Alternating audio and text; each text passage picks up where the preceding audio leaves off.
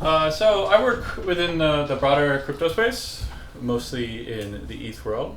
And in the ETH world, it's like a pretty well-established fact that there are all these extremely adversarial bots that are watching everything that happens on-chain and trying to extract people's money. And I think these bots exist in Bitcoin too, and like doing other things. And I wanted to see if I could bait one of them, which is what I've been working on for like the last, I don't know, my entire time here. One way that shows, there's like not that many ways you can make money in adversarial conditions in Bitcoin, but if you construct the cryptographic signature of your transaction in the wrong way, specifically if you use the same nonce twice, so not the transaction nonce, if you're familiar with that, but the ECDSA nonce, you send two transactions of the same nonce, then you can actually recover the private key. So there's sort of the 7 steps here, and theoretically, if any bot was watching, they would be able to take your money as soon as your transaction hit the mempool. Not even on-chain, but as soon as you send 2 transactions that have the same ECDSA nonce. So I spent a boatload of time. Actually, it ended up being quite difficult to manually set a nonce because everyone understands that this is a problem, and so they will increment the nonce or take a random nonce in such a range that you're never going to get the same thing. So like the cryptography libraries don't even expose the ability to do it, kind of? Rather like the wallet libraries, the wallet, I guess. The cryptographic libraries, it's like you can add randomness, but you can't set it specifically. So. Yeah. So you need to basically construct your transactions by yourself, by hand. So I spent a boatload of time trying to do that, constructing transactions by hand with the help of Lisa. And it turned out that it's really fucking hard to set the nonce yourself. Like, it's incredibly difficult. So I spent maybe 12 hours doing that, something like that, in a bunch of different ways. And ended up not actually being able to do it on Bitcoin, but maybe, 10-15 minutes ago, I figured out how to do it in ETHland. So in Ethereum, it ended up being pretty easy to set the cryptographic nonce of the ECDSA library that is commonly used to sign transactions in Node.js. So you can see here, I just hit it 1 for all of them. Don't try this at home. And then you can see, oh no, my terminal wiped, so you can't see that. Oh wait, no. So check this out. This is the R value. You, I guess, don't really need to understand this very much, but you can see my R value starts 0x34, ends in 94 there. That's one transaction. And above is another transaction I sent. Different transaction. Starts again, 0x34, ends in 94. And so that means I use the same nonce in both of them. If someone was watching and noticed that I sent 2 transactions with the same R value, they could derive the private key that I used for this and steal the $100 that I had in it. So I sent this 15 minutes ago or so. Like, who thinks the money's gone, and who thinks the money's still there? I think it's still there. I think it's gone. I bet it's not. I bet that if someone set this up, they probably ran it for a long time, nothing ever hit, and they were like, well, this cost me more in like, chain scanning fees. I think it's gone. I'd say gone. I think it's Absolutely, absolutely gone. build the bot. You could build a bot and do this. Did I you didn't steal it? I might after this experience. So I haven't looked at this in like 10 minutes, so I don't know if it's gone. Ooh, or this not. is exciting. But so let's see. This is my address. Last time I refreshed, I had $172. Fresh. Money is still there. Wow. So yeah. So there's $172 that's just sitting on the Ethereum blockchain for anybody that is looking. Well, you have to be able to do it. ECDSA just recovery, completely. right? What are the other types you said? There's. Yeah,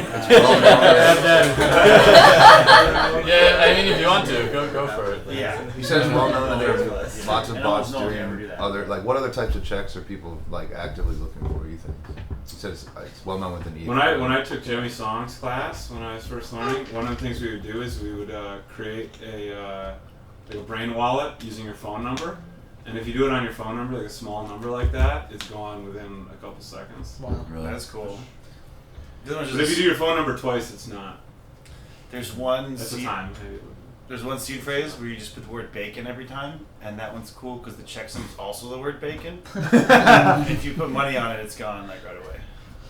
There's also a bunch of like known bad contracts, but because like when you deploy a contract, you know they don't come down. So their thing is to just watch for specific contracts if they know how to pull money out. So in like the limit of this, since all of what goes on in Ethereum is deterministic, there are bots that are processing all possible paths of all contracts and all inputs and finding ways to extract Like money. how this phone number thing would work is somebody just basically made a lookup table with like any guessable thing you could base a private key on, like the number 1, word hello. And so if you ever see one of these addresses in the lookup table, on the other hand of the table is the private key to spend it. So they just pre-compute it and are just waiting to drain anything that shows up. So the one you were talking about was like someone just literally does a 7-digit hash of it. So Yeah, because it's easy to make a lookup table that big. Yeah. You mentioned that this happens more on ETH.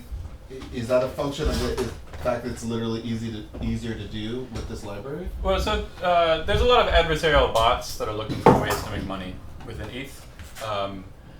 This specific like ECDSA nonce recovery doesn't happen, as far as I know, it doesn't happen a lot. But Which is pretty. if you so there's $170 that's been sitting there for 30 minutes. But it's just harder to write foolproof like airtight contracts because there's more stuff that you can do, right? Yeah, precisely.